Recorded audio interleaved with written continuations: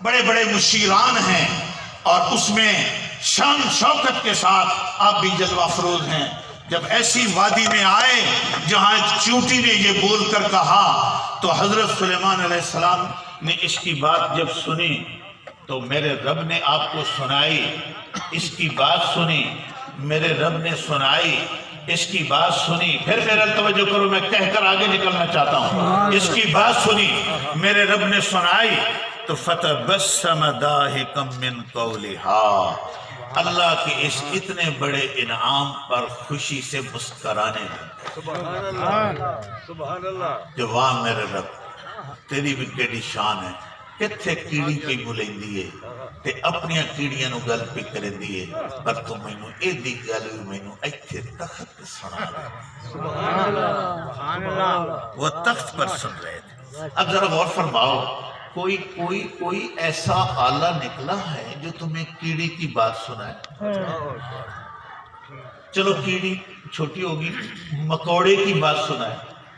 چلو مکوڑے کی آواز نہیں تو ایک یہ جو مکھی کی آواز ہے یہ تو چھوٹی چھوٹی دھیمی دھیمی سنی جاتی ہے، یہ گھوں گھوں کرتی ہے. تو کبھی یہ چھوٹی مکھی یعنی یہ شہد کی مکھی یہ تیرے کان میں آئے اور تمہیں کوئی بات سنائے، تینوں کہیں سمجھ آئی تھوڑی نہیں آئی. لیکن نبی جان دے، سبحان اللہ. لیکن نبی جان دے، نبی سن دے، نبی جان دے. کچھ تو سیانا بڑھیا کر، امتی ہوتا ہے، نبی ہوتا ہے.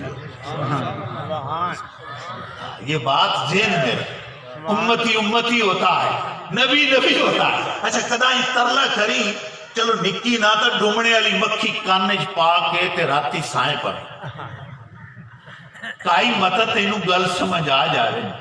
تو میرے والد صاحب رحمت اللہ تعالیٰ علیہ فرما دے سن، ہاں جس ویلے تو صبح اٹھی ہونا ہے اس تینوں ایک گل ضرور سمجھائی ہونی ہے کہ جڑا امتی ہوتا ہے نبیاں دی ریس نہیں کرتا.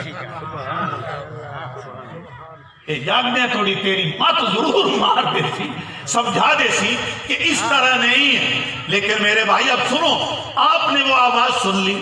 حضرت سلیمان علیہ السلام نے جب آواز سنی، میں صرف تسلی دینا چاہتا ہوں، میرے پیغمبر کی شان یہ ہے کہ وہ سلیمان علیہ السلام کا بھی سردار ہے. سبحان اللہ. ہمارا نبی سلیمان پیغمبر کا بھی سردار ہے. سلیمان علیہ السلام کی حکومت